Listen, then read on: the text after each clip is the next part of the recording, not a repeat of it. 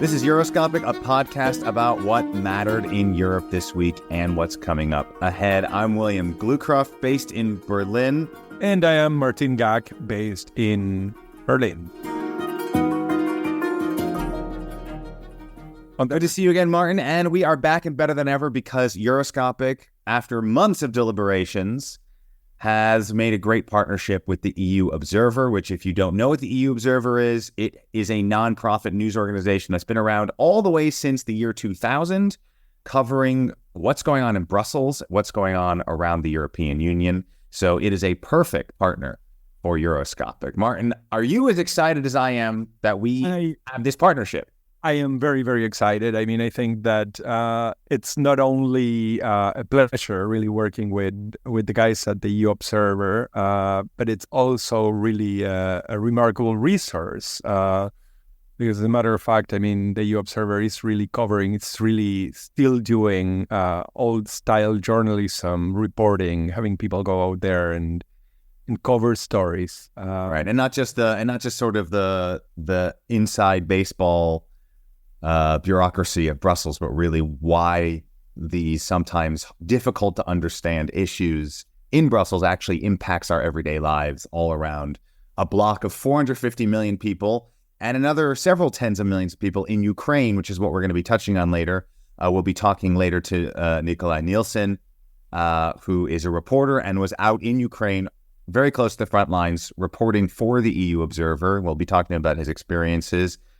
Today is February 5th, 2024. Of course, by the time you hear this on your favorite podcast platform, some of the news might have changed, but we'll try to keep it as relevant as possible. So, Martin, it's been a minute. What have you been looking at? What have you been watching?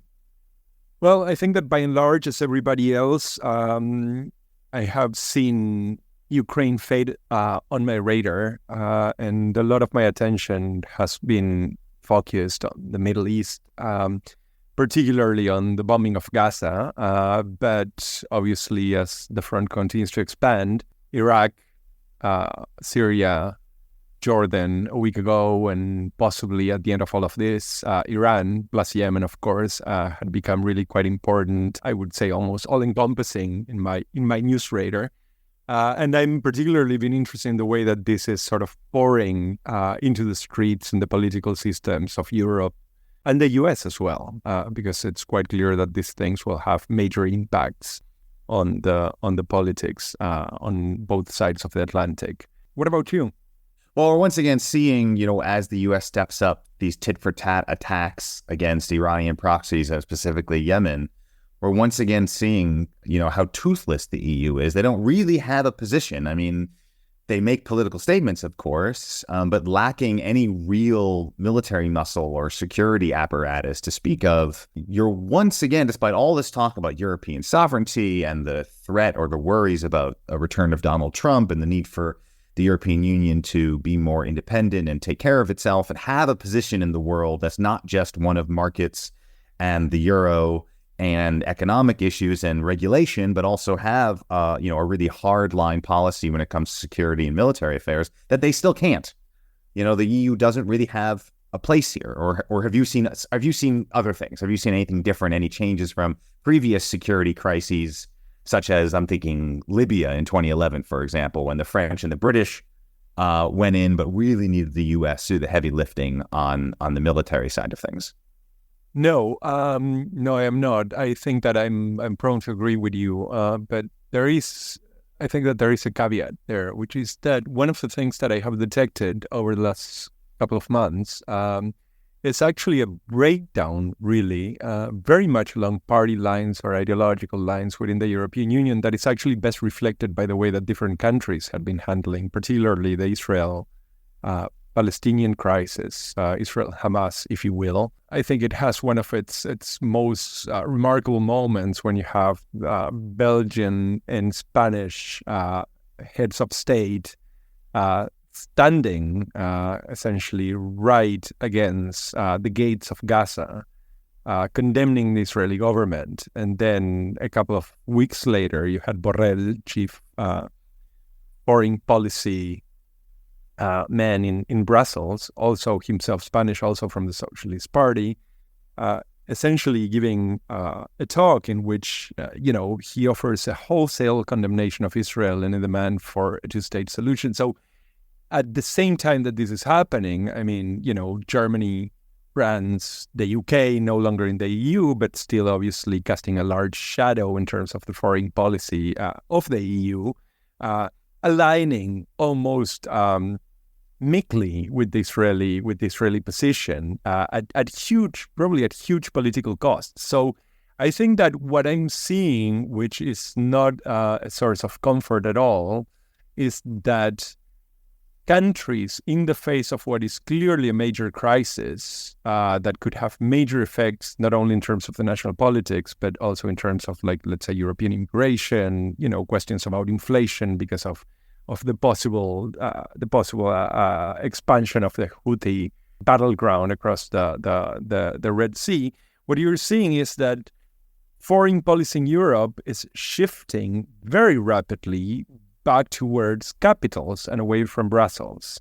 And I think that this actually emphasizes or underscores the point you just made, that Brussels is quite simply lost. It does not seem to have a clear footing. It does not seem to have a clear program, and certainly does not seem to have actually the muscle to, clearly define and push forward its policy in relation to the Middle East. Yeah, it also brings up yet again this question of what even is a so-called European value, right? The EU officials, they've built an entire political system on this idea of EU values, European values, Western values, liberal values, whatever kind of fill-in-the-blank term you want to use.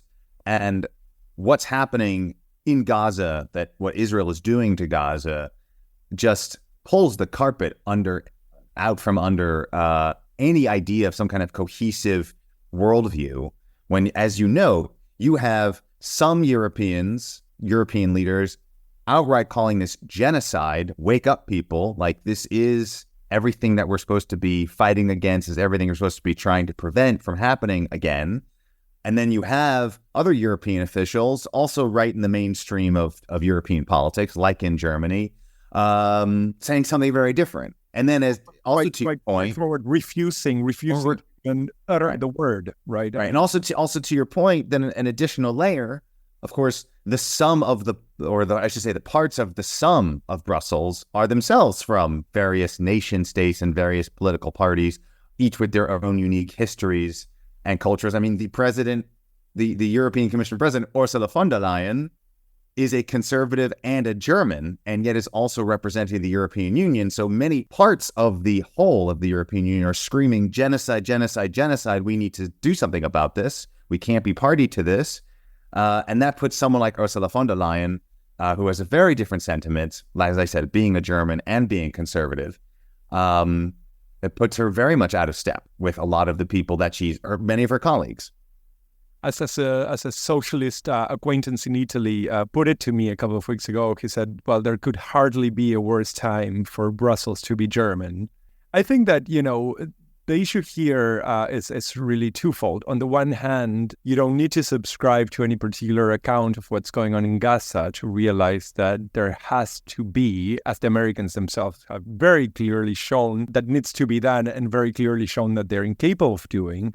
There has to be a way to rein in not only an Israeli far-right government, but essentially rein in an Israeli military machine that is actually doing a bunch of things that seem to contravene directly European values. And rein in a military machine that is underwritten and funded and equipped by American military might, and to a lesser extent European military industrial complex. The other problem that you have, and it's one that has been pointed out over and over and over, during these 4 months of war, is that the way that Europe is behaving in the Middle East undercuts any possibility of really talking about, for instance, Ukraine, or making claims about, Russians atrocities and Russian massacres and the targeting of civilians.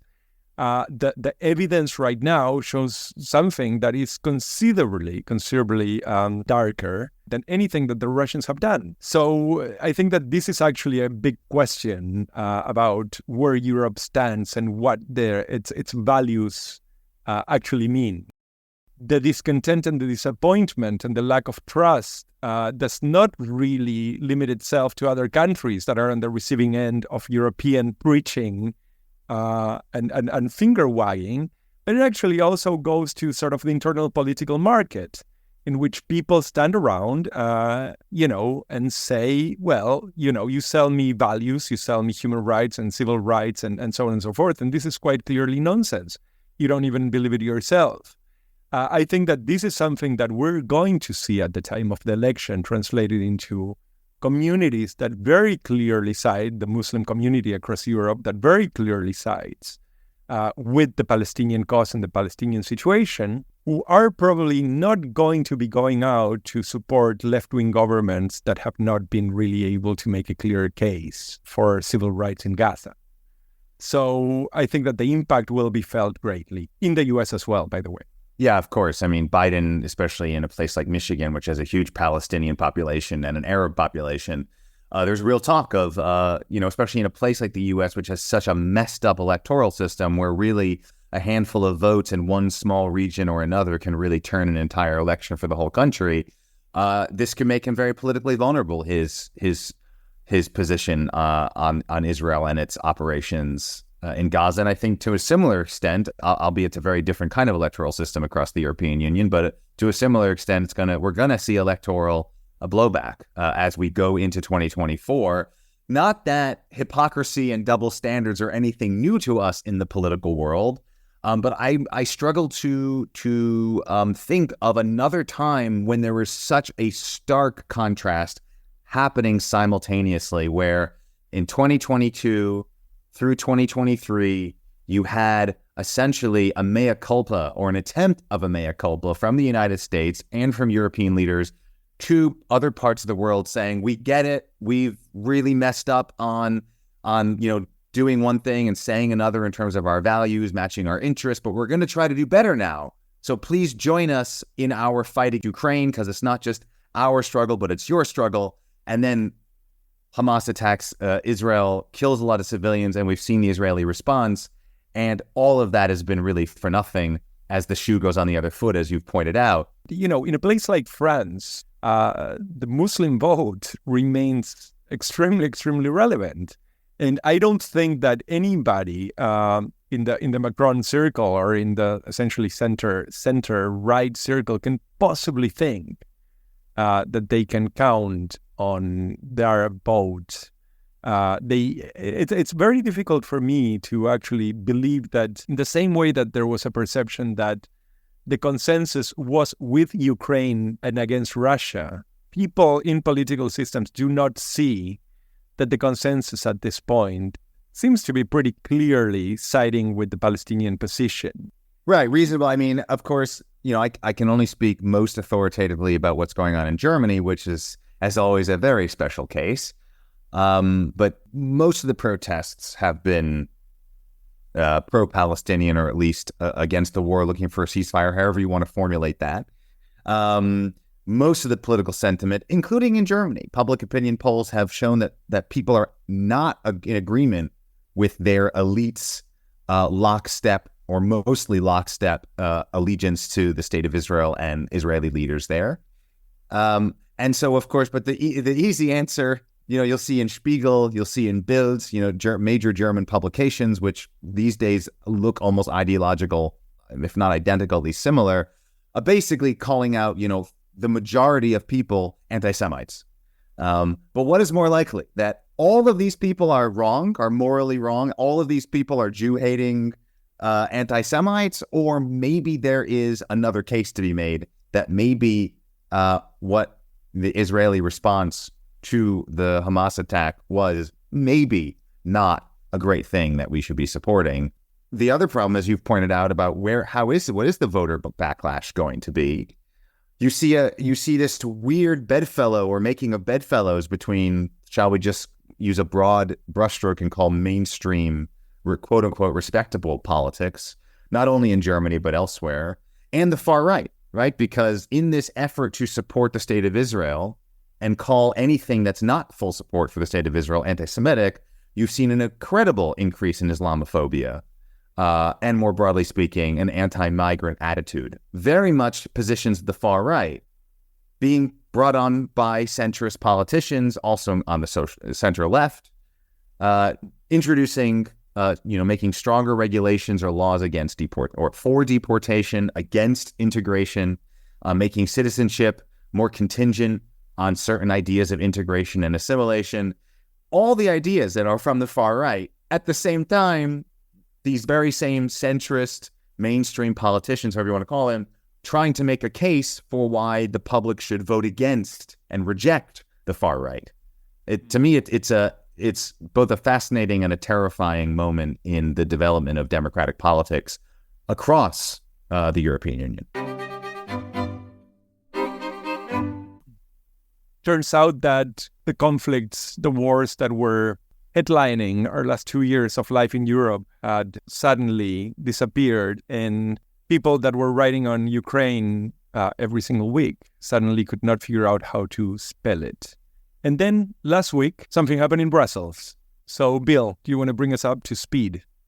Yeah, I mean, the big story that everyone has been waiting with bated breath is the 50 billion euros for Ukraine, which is, of course, to keep its budget going. This has nothing to do with armaments. It has nothing to do with the war itself. It has nothing to do with reconstruction aid, although I'm sure some of that money would go to rebuilding or maintaining infrastructure in Ukraine. But this was really just essentially paying for Ukraine's budget, literally keeping the lights on in Ukraine's government through this war period. And the EU, I think rather smartly, was trying to figure out, well, how do we divorce funding for Ukraine from the ups and downs of a political cycle? And they came up with this 5-year package of money that wouldn't have to be approved every year, that wouldn't need unanimous consent. It'd be a one-stop shopping. 50 billion would be then secured to go to Ukraine. And whatever happens, whoever wins elections in the future or doesn't win, the money is safe. Which I think it's too. I wish more budgetary measures were made like that, especially in the United States, where money is so beholden to the political whims of the day. But of course, Hungary is always the spoiler. Spoiling the EU's wishes is kind of a sport for Viktor Orban, the head of Hungary. Who is no secret to be quite Russia-leaning and economically so, among the European countries most beholden to Russian gas and oil. And he was essentially blocking it. Of course, and so much in the EU requires a unanimous vote, all 27 member states. He was enough to hold up that 50 billion, and it kept getting kicked down the line. And there were just every day seemed like Groundhog Day. We just went through Groundhog Day a few days ago. Where it seems like there's going to be another summit. There's going to be more negotiations. They're going to see if they can, convince Orban of giving up his opposition to the money. And ultimately, in the last several days, that did finally happen. His obstacles, the obstacle of Viktor Orban was cleared. I still think there's a lot we don't know. A lot has been left off the record and behind closed doors about how exactly, after so much obstinance and resistance that Viktor Orban put up, how they eventually in the 11th hour seemed so easily, after so much difficulty, so easily seemed to be able to push past Viktor Orban and get his consent to make the 27 unanimous vote on the 50 billion. And now that 50 billion is going to be, earmarked to be doled out over the 5 years to Ukraine to maintain their operations. And it was looking very dire, right? Because Ukraine was running out of money. Again, we're not talking about the war. We're just talking about normal functions of government, and at a time that the United States funding is very much beholden to political whims, political positioning in an election year. So that's where we stand now on the political side in Brussels, what can seem very far away from a very active and very dangerous, very ongoing war in Ukraine. It's really quite remarkable because in a sense, one would say that this is the first victory of the EU against Orban that I have memory of, to be quite honest. I mean, you might remember that there were threats of activating Article 7, which now is back on the table. There were threats on... And Article 7 being basically suspending the voting rights of a member state, which is basically, it's all but kicking them out of the European Union, essentially. Well, called over and over again the nuclear solution, and we had really a very, very long discussion about suspending voting rights for Hungary and from Poland back then. I mean, and the fact is that nobody not only managed to tame the Hungarian position, which ended up looking like a fifth column inside the European Union. I mean, very often it was siding with very dark forces. I mean, in the case of Ukraine, was particularly visible. But the fact is that there was no clear victory, or at least there was no clear corrective that the EU could issue to Orban to stop the Hungarians from doing, this Budapest Fidesz dance. Until this, Budapest responded by saying that the EU was essentially trying to blackmail Hungary into approving the 50 billion. Orban essentially understands the use of political force. There's been a lot of cuddling and give shelter to Orban. Generally, the relation was not just cordial, it was really one of almost complicity. And I think that what you're seeing now is really a lack of patience, because I think that there is a very clear understanding, especially in countries that are actually standing against the border. So that would be, of NATO. So that would be Poland, Lithuania, Latvia, Estonia, even Finland, that the danger has become imminent. So the importance of underwriting the needs of Ukraine are sort of at the top of almost at the very top of European foreign policy priorities. And it's very easy to get lost in the Brussels bureaucracy to forget that the human side of this, which is the war. And for that, we were able to speak to Nikolai Nielsen, who just came back from a reporting trip for the EU Observer, where he was very close to the front lines, what used to be right in the middle of the war, occupied areas of Ukraine. And we got a chance to talk to him to give us some insights into how people are faring almost 2 years into Russia's invasion of Ukraine that seems to have no end in sight. Hey, Nick. Good to see you. You just returned from Ukraine and you spent quite a bit of time near the front lines. I was in southeast Ukraine all of last week, where I went to villages, some towns, to speak to people on the ground to get their testimonies about the impact of the war on their lives. And of course, this was happening in the context when here in Brussels, the leaders were meeting to discuss dispersing 50 billion euros of aid to Ukraine. So these testimonies was sort of in the lead up to that. So the first place I went to was last Tuesday. It was a village called Nova Horivka. It's about 20 kilometers away from Mykolaiv. The Russians had entered into this village in March of 2022, and they destroyed every house there. When I was there, I met this woman, Natalia, who wanted to show me what was left of her home. And as we were walking down this dirt street, there was an explosion. A mine had been detonated.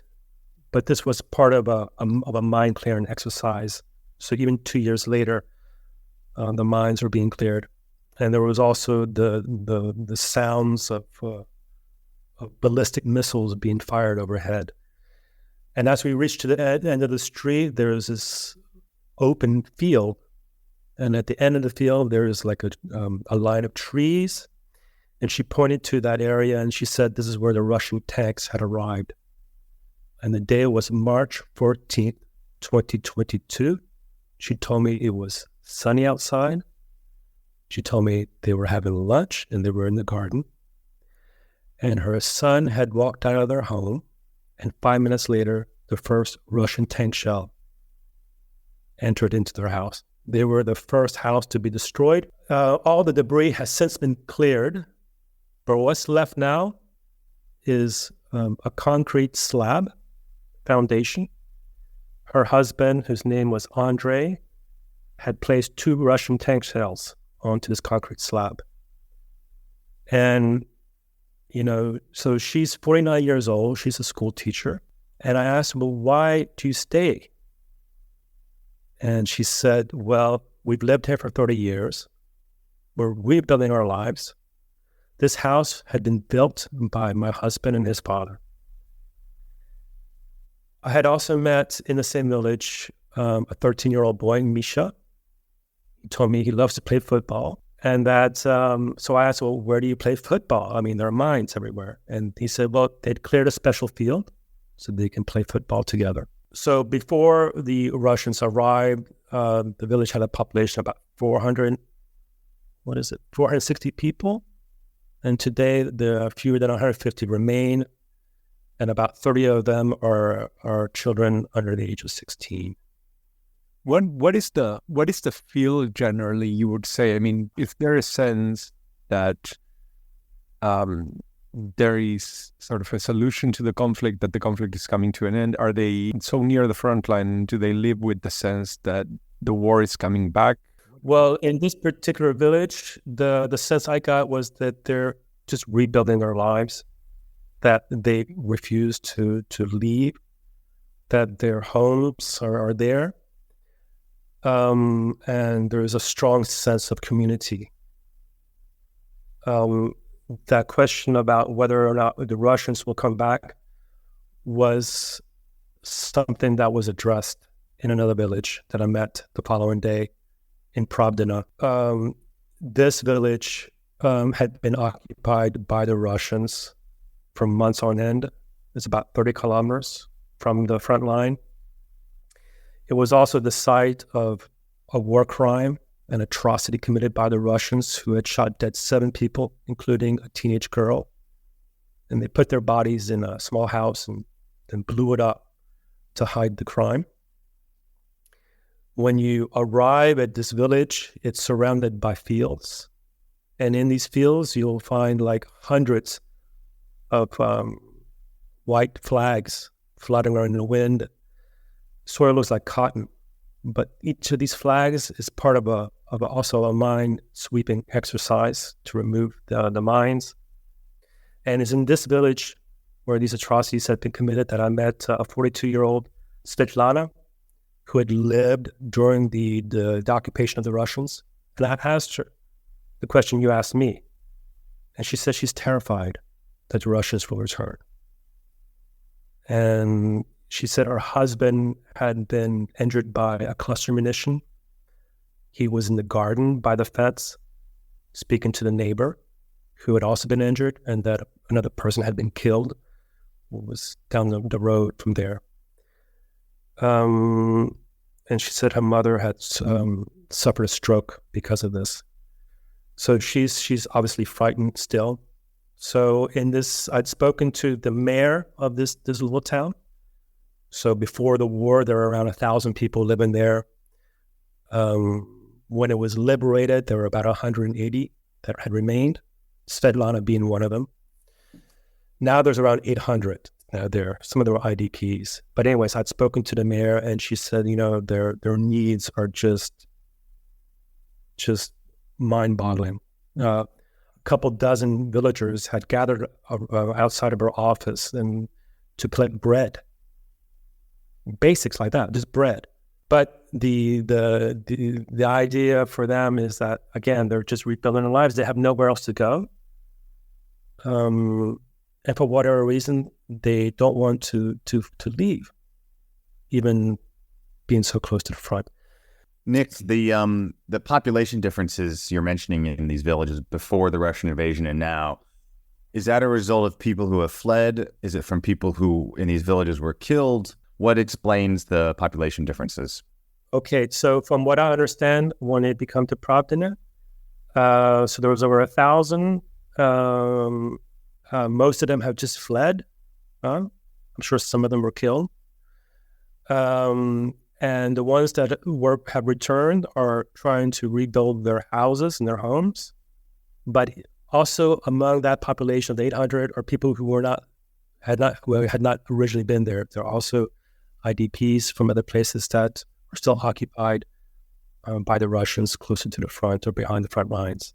Right, internally displaced people, which there's of course a lot of these people as the front line has shifted. And these regions, so I understand sort of the timeline correctly, these were occupied by the Russians and then retaken by Ukrainian forces in their first and to date really successful counteroffensive. In the first year, yeah. And I think a place where that's really where you see this really a strong indication of the things that our people are living through is the city of Kherson, which is right across, which is on the Dnieper River. Right across on the left bank are the Russians. So proximity is really, they're right there. And so on last Thursday, I went to Kherson City. You have to go through heavily armed checkpoints on the Ukrainian side to get in. I was only allowed to stay 2 hours there, but during that time, I spoke to 2 families. And so Kherson was also seized in the early days of the Russian invasion, and they had pillaged it and occupied it for like 9 months. During that time, there was a resistance, a defiance that began to surface in the city. The Ukrainian mayor had refused to lower the Ukrainian flags, and thousands of people took to the streets to protest the Russian invaders. And among them was this 42-year-old lady named Oksana, just 3 children. The oldest one is 15 years old. And she said during those 9 months, she would not allow her 15-year-old daughter to leave the house out of fear that she would be raped. In the 24 hours in the lead up to me going there, had been shelled 64 times. And she was telling me that nobody knows what will happen in 5 minutes, in 1 minute, and the situation could change anytime.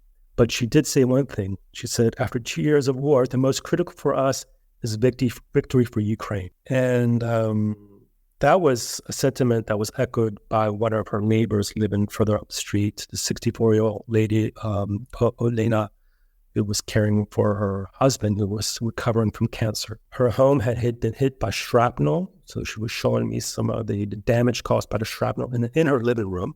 She said that they're willing to continue to live in these conditions because they believe that Europe and the United States will come to their help to win this war.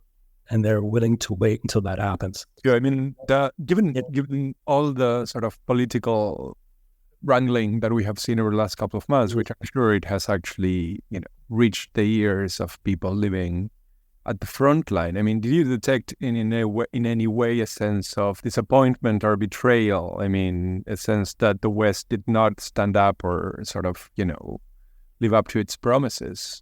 I mean, like I said, I only spoke to 2 families. In Kherson City, but the one lady, Oksana, the 42-year-old with the 3 kids, she was defiant in the sense that she's convinced that Ukraine will win, that the Russians will lose, and she doesn't have any guns or anything like this, but her decision not to leave to her is almost like a weapon of resistance. And the same thing with Elena. She was saying that they believe that European countries, the United States, will come to their help. I definitely want to get to this idea of victory and winning in a second, but first I'm wondering, so this is Eastern Ukraine that you're describing. Before Russia's full-scale invasion, at least in the popular narrative, I don't know if it's really true, but at least in the popular narrative, there's the idea that Eastern Ukraine was more sympathetic to Russia, closer culturally to Russia, identify with Russia. A, is that true with the people you spoke to? And B, what kind of change in mindset has there been as a result of these horrific war experiences? But like I said, Kherson was seized there was a massive resistance that emerged against the Russian occupation. So if that says anything, they're obviously not welcomed. Whatever kind of sympathies they might have had with the Russians beforehand, but they were, from what I understand, thousands had taken to the streets. Now, when it came to Oksana, she was saying that she could never, because I asked her if she could ever forgive the Russians, and she said no. And did these, Kherson's, of course, a major city in Ukraine. The villages, though, these are small places. Yeah. Do they feel on their own? Are they getting, in terms of reconstruction or just support with basic necessities, is it part of a larger municipality? Do they feel that they're part of a system that's helping them? Look, when I went to those two villages, those houses were destroyed 2 years ago, and they're still in ruins. So you might see like some blue tarps over damaged roofs. But, there might be some construction material, but you get the sense that not much is happening. That you get the sense that they might get some aid from aid organizations, maybe some minimum funding from the state, but you really get a sense that it's not really coming together very quickly. Like in Pravda, they're handing out bread. She told me, the mayor, our biggest priorities are dealing with mental illness, getting a water station, so basic services like that, electricity, things like that. So I don't know. You get a sense, at least I got a sense, that not much is happening in terms of rebuilding their lives. And they obviously need a lot more help. Nick, I want to ask you a question to wrap up.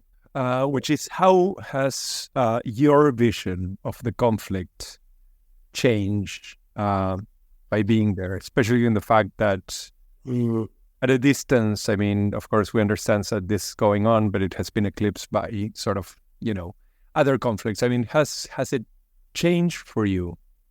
I think, we know that there's a war going on, but when you get closer to it, it brings on a whole other dimension.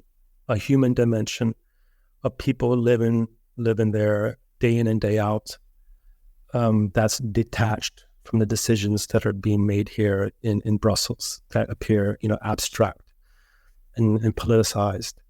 So when you hear the roar of missiles being fired overhead, when you see mines being detonated, when you see people queuing for bread, when you go to a place that's been shelled 64 times in one day, your perspective changes. And I only saw a glimpse of what these people are going through day in and day out. So yeah, absolutely.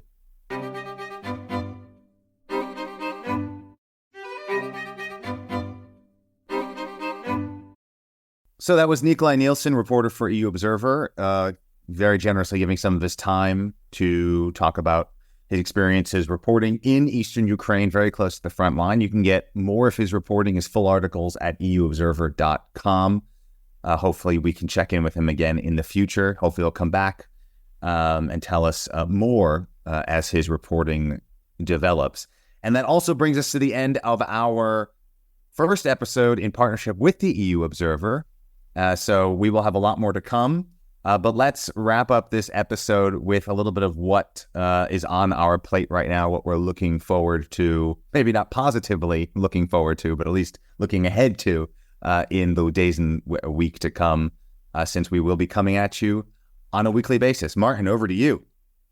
Well, mostly I think that what is ahead is this lull in the confrontation with Hungary, which has sort of some rather large implications. Hungary, Orban, along with Meloni in Italy, are becoming centerpieces in what is an ongoing development of far-right forces across Europe with very clear plans for Brussels. So the European elections in June, might bring about a wave of far-right groups that could end up becoming a majority in the European Parliament for the first time in its history. As everybody's also striking, right? At least Germany is basically becoming Italy and France without the lifestyle and the better weather. in terms of the strike culture. We've now had multiple strikes on the regional long-distance transport. For the first time in a long time, local transport strikes.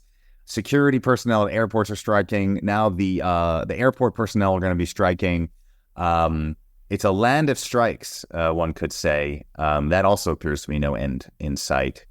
And all of these things are unfolding at a European level, even as they're unfolding at national levels. Because as you said at the top of the show, a lot of what happens in the EU always comes back to the member state capitals and what's happening at a local and regional level. What is the EU if not just a big conglomeration of local and regional politics?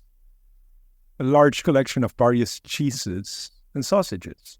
I'm at least good with one of those two things, and I appreciate anybody who enjoys all those things. So it's been a pleasure. It's been a pleasure. Next week?